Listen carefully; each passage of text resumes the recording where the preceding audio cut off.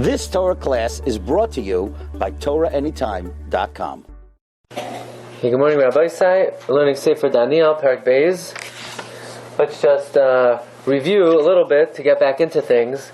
The beginning of Perek Beis, it started off that in the second year of Nebuchadnezzar's reign, which Rashi explained meant the second year after the Churban Beis Hamikdash, Nebuchadnezzar had a dream. The pasuk says, "Vatispayim ruchai," and his heart was pounding. And we pointed out, as opposed to by Paroi, where it says "Vatipayim ruchai," here it says "Vatispayim ruchai," because Paroi just forgot. Paroi knew the dream; he remembered the dream. He just forgot. He didn't know the interpretation. Nebuchadnezzar, not only didn't he know the interpretation, he bechlal forgot the whole dream altogether. And the king calls his necromancers and his stargazers and his magicians to tell him about his dreams. And they come before the king, and the king says, "I had a dream, and I'm bothered by it. Could anybody say it to me?" And that's where in Pasuk Daled, Perek Beis Pasuk Daled, that's where the Sefer begins to speak in Aramaic, in Aramis. And the Pasuk says the Kazdim, who are proficient in stargazing, so they speak to the king, they give the king a bracha, that Malka la'olmen chayi should live forever. Just tell us the dream, we will tell you the interpretation. In other words, they didn't get the point that the king didn't remember the dream. They were not willing to say, well, we'll figure out what the dream was and we'll tell you the interpretation. But rather they say to the king, listen king, you got to tell us the dream, we'll tell you the interpretation. So the king tells the Kazdim, the matter eludes me. And he says like this, if you don't tell me the dream and the interpretation, I will cut you into pieces, and I'll turn your house into a dung heap. But if you do tell me the dream and the interpretation, I'll give you gifts, I'll bestow upon you honor, so therefore, tell me right now. So the second time they said, look, tell us the dream, and we'll tell you the interpretation. So the king gets really angry. He says, I already told you I don't know the dream. Why are you asking me a second time to tell you the dream? You don't believe me? You guys are doomed. Don't you see that it eludes me? Anyone who doesn't tell me the dream, right? Achaz dasay lahamis, you're going to be sentenced to die. And if you come up with some type of fabricated story or interpretation, then by the time changes, which we explained meant, by the time, the sun sets, ... you'll suffer the consequences. So you better tell me the dream. So Abzelik says we're up to Pasuk Yud. How is he going to know that it was, if someone interprets it, how would he know that it's the correct dream or not? Well, he forgot the dream, so he forgot it, but how they need to remind him. Remind him what it was. So they tell him to recognize it when he hears the right How is he going to know? In other words, that it's not a fabrication? If they'll tell him the dream, that means that they know what's going on. So in other words, it has to jog his memory.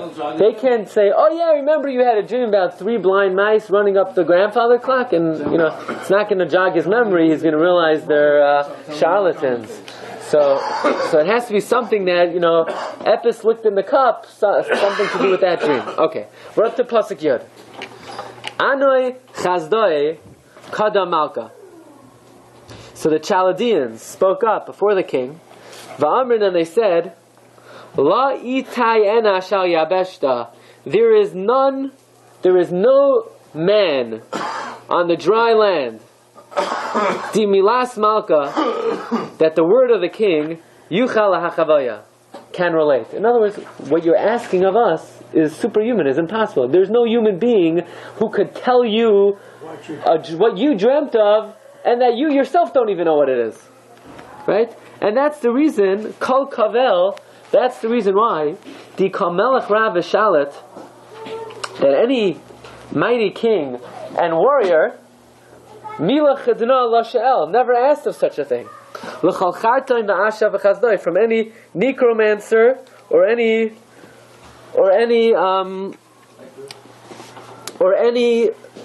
stargazer or any astrologer. So no king ever made such a request. Did any king ever call in his advisor and say, gentlemen, I have to ask something of you. Last night I have a dream. I don't know what it is. I need you to tell me. Of course not. I was away for a while, but did he ask the 4 boys that he groomed yet? Simply put, they were not involved in this at all. He didn't ask them? No, because he didn't, you know what? He didn't ask anybody. Because what happened was... Why wouldn't he go to them first? I mean, if he trained them, and they were supposed to be so special, why would he go to the necromancers as opposed to not going to his proteges? Because they had the reputation of being the experts in the world. But the proteges were supposed to be some super special people, trained to be the right-hand person to the king. But They're not seers. Oh, we don't know. it was not clear that they specifically were experts in predicting dreams. Now, it's interesting. They were definitely in the court of the king. Simply put, Daniel, Hanan, Mishael, Azariah were not called upon.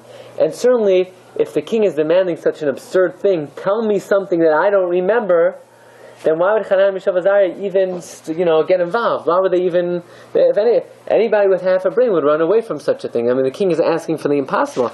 And that's what the Kazdam are saying. If you tell us the dream, maybe we have a shot at predicting him. But we have no idea what the dream is. Okay. Now look, the Pasuk Yud Aleph is very important. Umilsa di Malka Shoel. The matter that the king is asking for, Yakira, is very difficult. What's the Lashon Yakira? Difficult? Yakira is expensive or... Difficult. In other words, like Yakar be'enei Hashem. It's shver. Yakar can mean shver. Yakira, Rashi says, kaveda. It's heavy. Bi'acharon lo yitai. There is none other with us. The Chavina, that could predict it, that could enunciate it. Kadam Malka, before the king. In other words, they're trying to clarify the king. You're asking us the impossible. This is something that nobody knows. There's no one in this world who could tell you something that you forgot. Especially something, it's one thing, I could remind you of something that we both experienced. So I was there, I remember, you forgot. But this is something you forgot. You were the only one who ever knew it. No one else had the dream that you had. Lahain. But Elohin, the angels, Di Midarhain, that they live in Bisra with men, Lo Isohi, they are not with. What does this mean? That means the following. The only one who could tell you what you're thinking are the angels that don't live with men. Here, let's read that pasuk one more time. Umilsa di Malka Shoel. The matter that the king is asking, Yakira, is too difficult. Bi'acharan la itai. And there is none with us. Di Chavina, that could enunciate it, Kadam Malka, before the king. Lahain Elohin. Except for the angels, Di Midarhain, who live in Bisra La Yisai, who don't live with men. In other words, what they're telling the king is that the only one who could possibly remind you of something that you forgot, and you're the only one who knew, are angels that don't live with men. They live with God. Now, from this pasuk, means that they were also means that they never came down to. They don't live with men. They don't live with men. Now, can you get me a Rambam, Chilek Aleph? It's over there on that shelf. From this pasuk, you see a number of items. Number one, you see that at least the Kasdiim believed that angels could tell a person what they forgot. Number one, they believe that there are angels. No, yeah. First, you see the Kasdiim believed in angels. Number two, they believe that angels could remind a person what they forgot, even though they were the only one who knew it. In other words, that angels know what you're thinking. That's a big chiddush. Do we believe in that? Do we believe angels know what we're thinking, or only God knows what we're thinking? How come we say in the tefillah in Mayor, on this shelf over here. No. This shelf. We say Go right up. Yeah. No, not shelf. Yeah, you move back. Aleph. Chilek Aleph. we say Kol Nidre, Yeah. the Shulchan Aruch brings, we say it in Aramaic, because we don't want the angels to understand. Ah, good kasha. So And also Gemara if they know Shabbos. what we're thinking, then they understand. Ooh, you're asking good kasha. What about also by Abraham? It says here, angels don't live among Basar V'Adam. Okay, they don't. There are instances where Certainly angels may come down, but they don't live here. we don't have They don't live. visas. They don't have they visit. permanent residence. They visit. Now, Rabbi say another thing we see from this pasuk. According to this, Yeah. it said the Maluchim know. It didn't say God, it didn't mention God. That's the point of it. Yeah. Why? I don't Because know, maybe they can't communicate with God, they didn't believe in God. but they may be able to communicate with angels. Okay. Now, you know what else you see from here? He's saying like this. Only the angels, the only one who could tell you the answer to your question are angels who don't live with men. Doesn't that imply that there are some angels that do live with men? So you see a number of things from here. You see there are two kinds of angels. Not necessarily. Why? It's an attribute of angels that only live men. Shkaya. Could have said the angels. So then just say the angel. The only one who knows it are the angels that don't live with men. See, the only one who knows are the angels. Emphasize the point that they're foreign. The beginning. Doesn't mean that there are Aleph. angels that do No, that. I think there's an implication. Okay, so you see, again, first you see from this pasuk clearly that nobody could dispute is that these Kasdim believed in angels. Right? That's indisputable. Number two, that at least they believe that the angels that don't live with men could tell you what you're thinking. Who were the Chaldeans? The Chaldeans. We're custom. Who are they? The ones that took over from the Babylonians. It's a nation, it's an ethnicity. But in the times of the Gemara already, Kasdim referred to anybody who's expert in astrology. Okay? Now it's very interesting, and I believe that this pasuk also implies that there are angels that don't live with men, and there are angels that do live with men. So we'll start like this. The Rambam in Yisodei HaTorah, in Perek Beis, Halacha Zayin, says like this. How many kinds of angels are there? There are 10 madrigas of malachim. The Rambam says this. Okay? The Rambam says, we find even in davening, there are chayos, there are ifanim, there are srafim, arelim. So the Rambam says, in Perek Beis, Halacha Zayin, Shinoi Shemois HaMalachim, the different names of the Malachim, Al Shem Ma'alasamhu, because of their different attributes. Ulefikach Nikram Chayos HaKodesh, that's why they're called the Chayos HaKodesh. V'hem Lamala Min HaKol, they're the highest rank and tier. The highest level of angel is Chayos HaKodesh. Who's after the Chayos? Ifanim. Who's after the Ifanim? Arelim. Who's after Arelim? Chashmalim. In Yecheskel you saw the Chashmal. Who's after Chashmal? Srafim. Malachim. Elohim. Bnei Elohim. Kruvim. Ishim. Ishim, not people. Ishim, why are they called Ishim?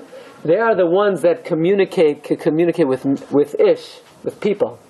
They are the ones that transmit prophecy to the Nevi'im. They're the most similar to people. And as you go up, they're the most similar to God. Okay, so very interesting. In order to get to the Tef Madrega, do they have to start out as Ishim and they get promoted? Oh, do they get promoted? Service? I think no, that's they were created. And a corporal and a sergeant. They're created differently, I think. They're created as a... Yeah. Not He by said- merit. It's not a meritorious... No, they don't get promoted. And then he says, the Rambam says, Kol elu asara hashemos shenikru behen malachim. All these names that the malachim tell them are called al shem eser malo shelahem, are for their 10 attributes. Umalo she'ein lemalo mimena ela malos hakel baruch hu, and the highest level of angel that above him is only God. Hu malas hatsura shenikres chayos, is this level called chayos. And that's why it says in the Nevi'im about the Chayos, they're Tachas Kisei HaKavod. Why Tachas Kisei HaKavod? Because they're right below the Kisei. They're right below God. And what's the bottommost level? Shenikris Ishim. Behem HaMalachim HaMedabrim and HaNevi'im. These are the angels that speak to the prophets. V'nirim Lahem B'mara HaNevuim, they appear to the prophets in prophecy. Lefikach nikro ishim shema'alasam kroiva lamalas datzmei adam. Their level is very close to human level. The higher up angel can't speak to a person. Correct. Can't communicate with men. Level can't. Right. Just So you the have ishim. the lowest level is the ishim. Higher. You have the arelim. You have the kruvim. You have the elokim, bnei elokim, oifanim. Chayos HaKodesh is all the way on the top. So the Kruvim that were in the Mishkan, or the base of Mikdash, was that representative of the... Specifically that level of kruvim? Oh, you got that name. I don't know. Now, from this pasuk again, it implies that the malachim who are in Shamayim, they know what you're thinking. And the malachim who are down here, they can't tell you something that you forgot. So the Malbim reads the pasuk in the following way. They can tell you something you never knew because they can give you prophecy. Yeah, but how about, could they tell you something, but that's a different thing. That's because God communicated it to them, right? But the question is, could they on their own see into your mind something that you yourself forgot? So the Malbim reads the pasuk like this. The Malbim reads the pasuk, the only ones who could tell you something that you already forgot in Nebuchadnezzar are the angels that live in Shamayim. They have the capacity to tell you something that even is not on your mind.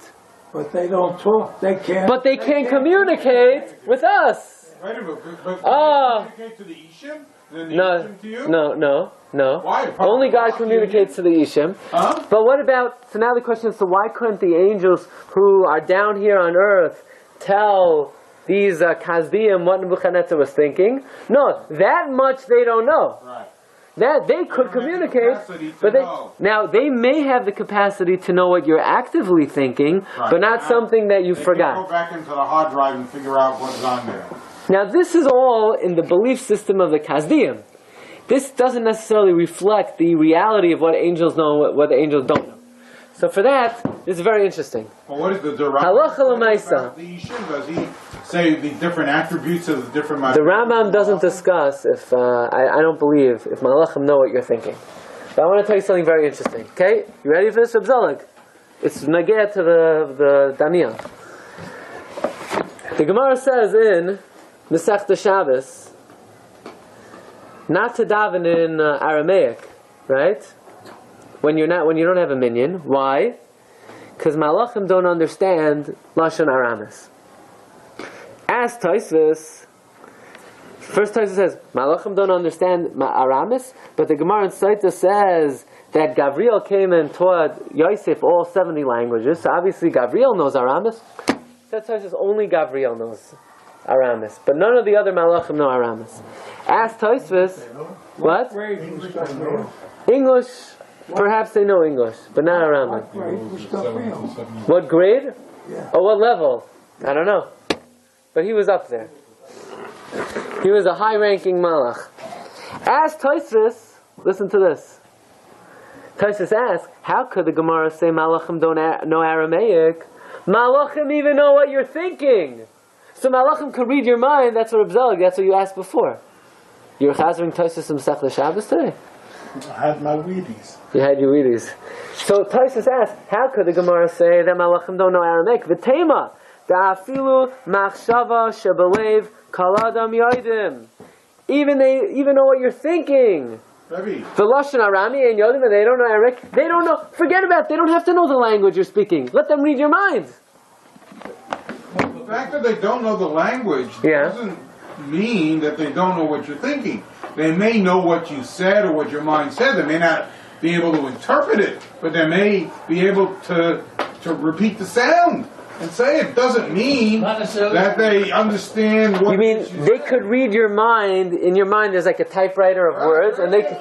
Somebody in your mind is abstract ideas. Right. The language is only the way you express to interpret it. They can read the abstract ideas. They don't have to know the language. So that's what Tosfos is asking. Why can't you daven in Aramaic? So what if Malachim don't understand the words? They know what you're thinking. They don't know what it means. No. They might have heard the sound. If they know what you're thinking, that means they could see the picture in your mind, right? They know what the picture. They see the abstraction in your mind. They don't need the language. So Tosfos clearly holds that Malachim know what you're thinking. Rashi in Parshas Vayera agrees with Taisus. Which Rashi? By the Malach there, by Sarah. She was laughing. What happened? How did she know It said they said, "Aye Sarah ishtecha." The Malachim said, "Where's Sarah?" And what does Rashi say? Yoidim hayu malachei hashareis. Sarah hechanhi. The Malachim knew where Sarah was, so why did they ask, "Where's Sarah?" Kedei l'chabava abayla, to endear her to her husband, so that he should realize that she's in the tent. What's Rashi saying? The Malachim knew where Sarah was. How'd they know? How'd they know? They're malachim. They know. Malachim know. Malachim have yediyah. They know things. They have X-ray vision. They could see into the tent. So Rashi seems to agree that Malachim know what you're thinking. Now, if I were to ask you, just before the shiur started, who do you think would be more impressed with Malachim? The Rishonim or the Mekubalim? What would you say? I would have said Mekubalim. They probably, That's their business. They need to be impressed with them. It's how they make a living. And you see just the opposite. You see just the opposite. Taisvis in Masechta Shabbos, Daf Yud Beis says Malachim know what you're thinking. Rashi in Parshas Chayesar says Malachim know what you're thinking. Says the Chidah, Chas v'Shalom. Malachim don't know what you're thinking. Chidah writes on the Sefer Pesach Einayim that it's Mavuar in Tanakh, only God knows what you're thinking, right? He doesn't say what he's referring to. Maybe he's referring to the pasuk. God is able to penetrate the heart. Chidah says the following. Chidah writes on Taisus. He says, "V'devrei kashim." The words of Taisus that Malachim know what you're thinking are very difficult. The muchach me'aksuvim, it's implicit in many psukim, u'ma'amari chazal, de'ein yodeya ha'machshavos Allahu yisbarach davka. Only God knows what you're thinking.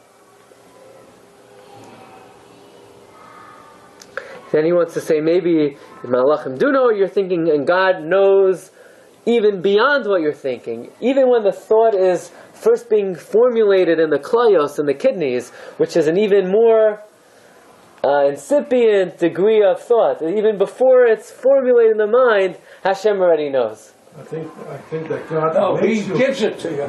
He makes it. God makes it. Hashem makes it. He gives it to you. In other words, He puts the thought into your mind.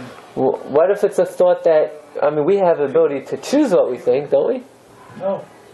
It's put in our mind. No, we have free will. We have free will. We have free will. Sometimes God will give us ideas. So I want to tell you something very interesting.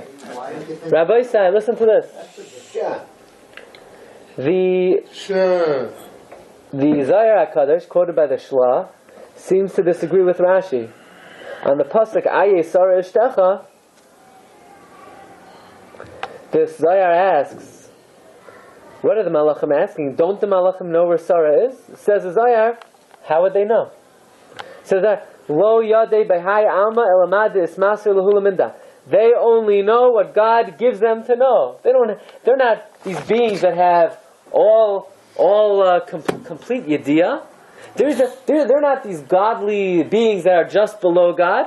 Hashem, they're messengers. They have specific tasks. If God lets them know, they know. If God doesn't give them the information, they have no idea. So God could have told them where Sarah was in this instance. He could have. That's how they could know. But the Zasa have no problem with why the Malachim are asking, where's Sarah? Because how do the Malachim know? Now listen to this. The Shla quotes Taisus. Taisus says that, one second, the Malachim know. And the Shla says, says the Shla, I've always been bothered about this Taisus. How in the world do Malachim know? Says the Shla, Taisvis is a Rishon, and he agrees with the Rambam. The Rambam was very impressed by Malachim. The Rambam said, you have the Ishim, and you have the Bnei Elokim, and you have the Elokim, and you have all the way up to the Chayos HaKodesh that the Rambam says were directly below God Himself. So the Rambam, who is very impressed with Malachim, Taisvis is following that style of thought, that Malachim are right below God. But, says the Shla, that's not the truth. See, the Mekubalim feel they have the authority to argue with the Rishonim, and he says like this: Aval emes eino kain. This is not the truth. Kamavayar b'zayar she'enom yodim. Like the Zohar said, they don't know. The Gemara in Bava Metzia says clearly the Malachei Ashoris knew where Sarah was. They were only asking to make Avram feel good. Yeah, you know how they knew? Because God told them. But really, Malachim have no idea what you're thinking. They're not the Rishonim, the Rambam, and Tosfos, and perhaps Rashi. They feel Malachim are somehow somewhat godly. God gave to them certain divine ability. Says the Shla, the Chachmei Emes don't agree with that. Malachei Ashoris have no idea what you're thinking. Now, what we see from the Sefer Daniel is at least the Kasdim believed that the Malachim not only know what you're thinking, they could even tell you what you forgot. Now, whether we believe that, the Shla would say we don't believe it, and Tosfos would say we do believe Malachim know what you're thinking. Could they retrieve something you forgot? That we don't know. Okay. Let's continue on. If somebody puts something away and they don't forget and they don't remember where they put it, they say like putting some money into the pushka. Into Meir Balanes. But that's because a different reason. The hakesef yanes hakoil. Money takes care of anything, right? You could have asked him, "What's your business to my wife?" I hear. Yes. Okay, so that's what the Kasdim say to Nebuchadnezzar. The only one who could possibly know are the angels that don't live with man. Pasuk Yud Beis. Kol Kavel. Consequently, Kol Kabal Dina. Because of this response, Malka Benas Uketzaf Sagi. The king was fuming and was very angry. When he heard them say the only one who can know your business is the angels, he's fuming because after all, the Kasdim butt into Nebuchadnezzar's business. They come into him and say, "You tell us the dream, we'll tell you the interpretation." That's not what I want. So Nebuchadnezzar can't stand the fact that they're saying no one can help him. And what is the verdict? The verdict is we need to murder all the Chachamim in Bavel, those who tried to interpret my dream, those who didn't try to interpret my dream, Ba'amar, and he said, Lahovada, to destroy. The Aleph and the Hey are interchangeable. L'chol Chakimei Bavel, all the wise men of Bavel. Well, let's go back for a moment to Pasuk Yud Aleph. Chazal have a very interesting interpretation of Pasuk Yud Aleph. It says, Umilsa di Malko Shael Yakira, that which the king asks is too difficult. Ve'acharan la yitai. We have no one with us. Rashi brings down, the Malbim brings down, that in Hebrew, in Aramaic, or even in Hebrew, the Ches and the Aleph are interchangeable. So what they meant to say is, Ve'aharon lo yitai. We don't have Aaron anymore. In other words, we destroyed the Beis HaMikdash. There's no Urim B'Tumim. Only someone like the Kohen Gadol with the Urim B'Tumim could have told you a dream that you forgot about. But they would use the Urim and Tumim for that, because they only do. No, they wouldn't. But they're saying the only one who would ever could possibly say anything about this situation is Aaron HaKohen. All right. In other words, only Klal Yisrael with the Urim and Tumim could tell you something like this. In fact, the Mincha Shai brings down that there are those who even had a girsa, Aharon Ksiv, Acharon Kri. However, the Mincha Shai said that just, that crept in. That's not a correct... What? Sadi Ron said the same thing. Okay, good. And listen to what he says. So Nebuchadnezzar says, so what happened to the Urim B'Tumim? So he said, what do you mean what happened? You destroyed the Beis HaMikdash. Nebuchadnezzar said, and weren't you the ones who advised me to destroy the Beis HaMikdash? So they're looking at each other, and Nebuchadnezzar said, that's it! Off with all of your heads! Not only the ones who can't predict my dream, but even the ones who didn't even try to predict my dream, since they were instrumental in destroying the Beis HaMikdash, he's going to kill all the Chachamim. That's how Chazal learned these psukim. Look, Chachamei Bavel, these were the Goyim? Yeah, but now he's after all the Chachamim. It's like Chayk V'Layavar. Now he's going to be after Daniel, Hanan, Mishav, Azariah. Now look in Pasuk Yud Gimel. V'dasa nefkas. As this decree is being carried out, the Chakimaya Miskatlin, and the wise men are being killed. Uba'oi Daniel, the Chavroi Lehiskatala. Now they're searching for Daniel and his friends to kill them. Now he's searching to kill them. Now, what did they do wrong? He said, either that was what he wanted. He wanted to kill out all the Chachamim. It's a unilateral rule. Or the officials in Nebuchadnezzar are saying to themselves, what's going to be? Only the Babylonians are going to be killed and the Jewish Chacham are going to be left surviving? How's that going to look for us? So they sort of would use as an excuse, well, Nebuchadnezzar said everyone, so they would take advantage of the fact that really Nebuchadnezzar maybe did not mean Hanan, Mishael, Azariah, but they had a good excuse to kill them anyway. So, very interesting. Now, Daniel has an Eitzah. And the Eitzah is he's going to ask Nebuchadnezzar for time. Now, how could he ask him for time? But he wasn't asked in the first place. Because when the Kasdim asked for time, Nebuchadnezzar says, no, you're just buying for time, you're off with your heads. That's because they came in and offered to interpret, right? But give us time. But Daniel, the Malbim, I believe, explains, he's so to speak, he's going to play dumb. He's going to say, oh, I didn't know you needed a dream interpreted. And if he says that, maybe the king will give him time. Now, why is Daniel waking up now? It's because his neck's on the line. He never would have dared to, offer an interpretation to try to guess what Nebuchadnezzar is thinking. Get involved in the first place. Right, well, but now he has no choice. He figures maybe now that, his back is against the wall, he'll pray to Hashem and Hashem will give him help. So look in Pasuk Yudalet. Beidayin, in the meantime, Rashi says this is an important word. Beidayin means us, then. Beidayin, then. Daniel hasiv eta. Hasiv means tough and a shin are interchangeable. He responded like Heshiv. Eta is etza. He responded with advice. Uteim and counsel. La'aryach, to Aryach, Rav Tabachai, the chief executioner. Right? He sees the chief executioner, has his name on the list. So he speaks to the chief executioner of the Malka of the king, the Nefak Lekatala, who is going out to kill the Chakimei Babel, the wise men of Babel. And Daniel said the following: Daniel answers and he says to Aryech, Shalita di Malka, the ruler from the king.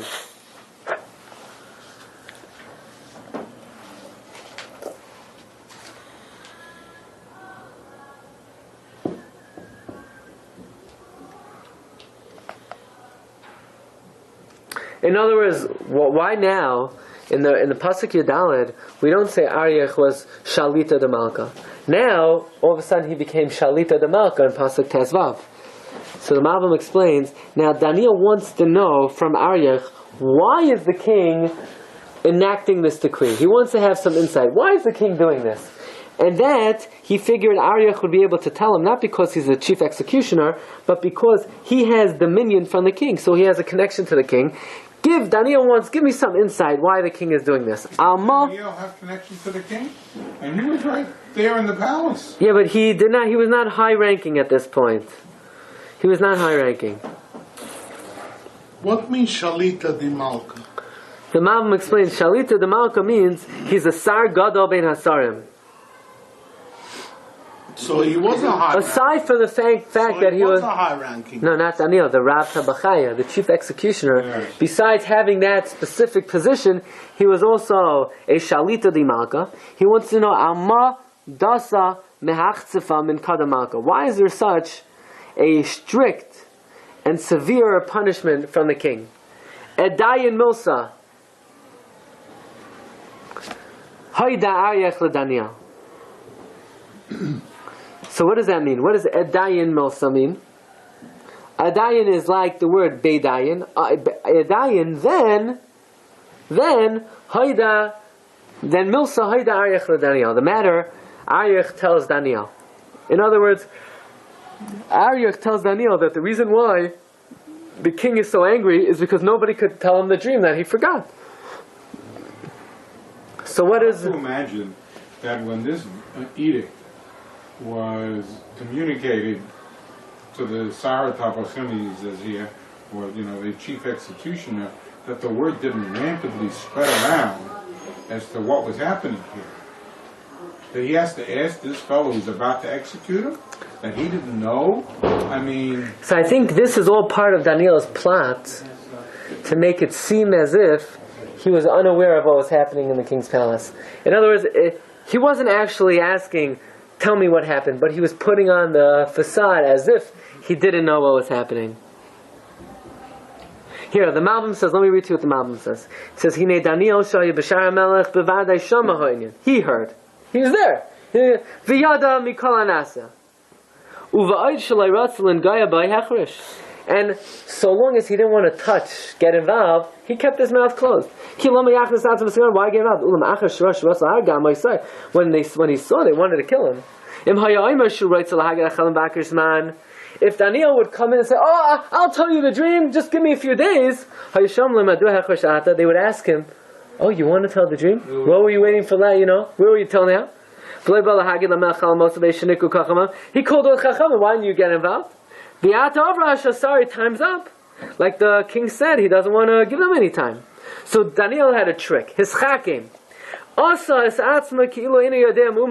He made himself. He played dumb. Right? Why is the king so angry? As if he doesn't know. This was a very good chap that Daniel had. After Arich says time, he'll say, oh, maybe I could also try, just give me a few days. So this was a brilliant scheme by Daniel, where he did know why the king was angry, but he was putting on a show. So what happened? Look in Pasuk Dazayin. Daniel went up, Uba'am Malko, he asked from the king, Dizman Yintinle, that he should give him time. Ufishra lahachavay Malko, and after that time he will tell the interpretation to the king. What happens? And then Daniel Lebese Azal, Daniel goes to his house. And he says, you know what? Once I'm giving it a shot, they should also give it a shot. Let them prepare themselves. Maybe Hashem will tell them. Pasuk Yudches. V'rachamin lemivei min kadam elaka d'shmaya. And they will ask for mercy from before God in heaven. Al Raza Dina, about this secret. Dila Yahovdun Daniel v'chavrai, so that Daniel and his friends should not be destroyed. Imshar Chakimei Bavel, with the rest of the wise men of Bavel.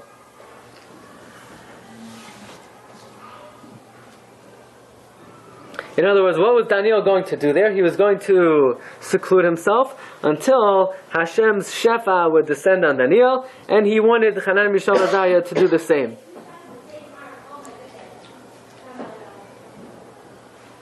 Okay, Pasuk Yates. Adayin. Similar to what's happening with Esther. I see the similarities. Where Esther said, Mordecai told her what to do, and Esther said, go fast for 3 days and pray for me that a Kadosh will seek favor in them. So I don't want to do it right away. Give me time before I go to the king and ask for my life. It's interesting. Here we don't know exactly how much time Daniel asked for. He says, give me time. And then he goes home, and then immediately it says, Edayin, then LeDaniel, Becheza Dilelia Raza Gali. Then to Daniel, in a vision of the night, he revealed the secret. And then Edayin, and then, alright, 1, 2, 3. Well, basically, Daniel goes home, then he sees the vision, and then he says, thank you, Hashem. Edayin, and then Daniel Baruch Kashmaya, he thanks Hashem, and he says the following. Daniel speaks up and he says, Laheve Shmei Di Elaka Mevarach Min Oma Viad Oma. Let the name of God be blessed from world to world. Min Oilam Viad Oilam. And then Di Chachmasa Ugvursa Dilehi, because wisdom and might belong to him. Wisdom and might. So that's very quick. Daniel says, give me time. He goes home. He sees it in the vision, and he's already thanking Hashem. Okay, Rabbi say we'll hold it over here. It doesn't say what the vision is, right? We'll see, yeah, we're right. Now it doesn't say, but Daniel is going to reveal to Nebuchadnezzar. You've just experienced another Torah class brought to you by TorahAnytime.com.